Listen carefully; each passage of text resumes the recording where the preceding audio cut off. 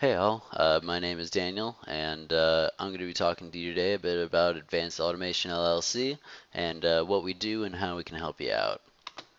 So, the question you're probably wondering is, if you're a VR guy, why is this done in MS PowerPoint? And for one, I'm not an art guy. I certainly have a skill set that's conducive to VR, but art is not one of them. And chances are, if you're here, you have VR skills that could use some improving, and we can sort of bridge those gaps to help each other out. Um, so, not everything should be in VR. VR certainly has its use cases, but if I'm not going to try and shove a product that doesn't work into there, just so I can make a quick buck, there are definitely better ways to go about it that we could make a quality product. I already own it. I already own MS PowerPoint. Why go out buy something new? Chances are you have software as well that you have right now, and it works. And a lot of times those can be imported into VR. Like this PowerPoint here, I can actually bring this PowerPoint into a VR space and present to you in a conference room, sort of like I am now, and control it just the same. So a lot of times we can utilize the fact that we have existing technologies and they could be used elsewhere. So why are you here? One option is that your boss said that they want to be in the metaverse or incorporate VR, and you're not really sure what those sort of things mean, and we can certainly help you to find out what makes sense for you as far as putting you in the place you'd like to be, if it makes sense. Um, you might have walking PowerPoints and you'd spice it up. So a lot of studies have been done that shows that VR interactions actually make better connections between your mind, your body, and what you're doing to make, you know, bigger impressions on people.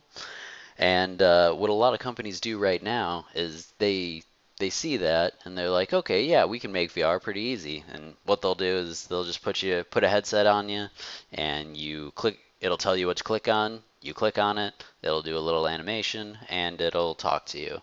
And that's what I like to call a walking PowerPoint because it's essentially the same thing as this.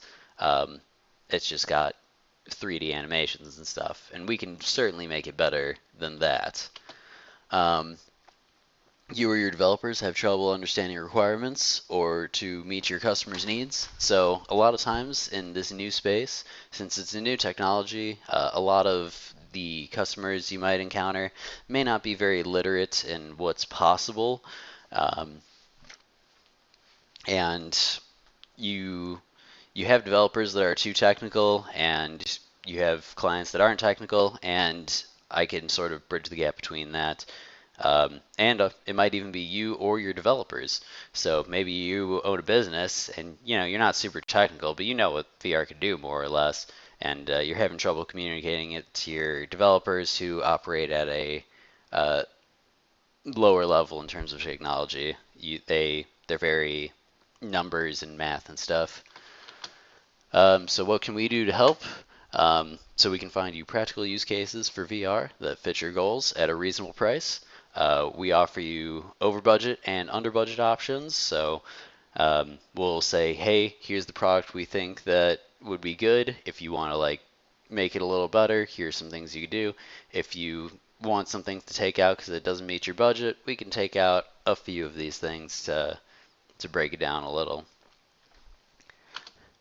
We can offer you ways to add high quality interactions to your products that'll help you achieve your goals. So if you bring me a walking PowerPoint, I can go through and say, hey, here, here, and here are the locations where I think something could be added to give you that sort of mental, physical connection to what they're doing. And we can build prototypes based on use cases to communicate better with your customers or developers. So as I said before, I could sort of bridge the gap between that, and the way you do it is you could take what I would take what they'd say, I'd build a prototype on it, I'd make a video of the top layer that the customer sees, I would make a video of the middle layer that the developers would see, And I would also give you a copy of the actual thing so that you can take it apart and, learn how it works yourself.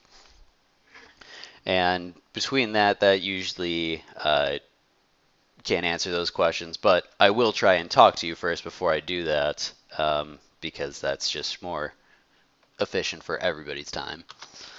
So how much does this cost? So if I look at your use case and product and find nothing to improve, it's free. I'm not going to charge you like an analysis fee. I would love to see what you have going on, and I'd be happy to add my feedback where needed, but I'm not going to give you anything unnecessary.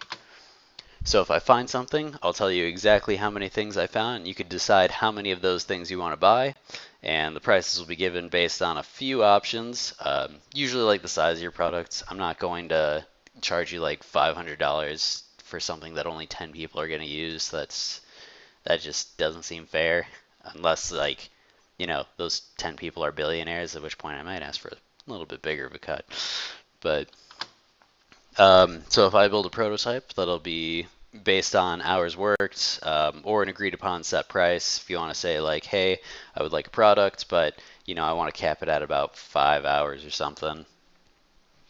That's totally fine. I want to be able to help you and fit your budget, and I'll try and give you the best thing I can with the time I've got. So, how do we do business? So we put an emphasis on making sure our goals align. We want to know who you are, and we want you to know who we are. And only when a deal is mutually beneficial to be struck.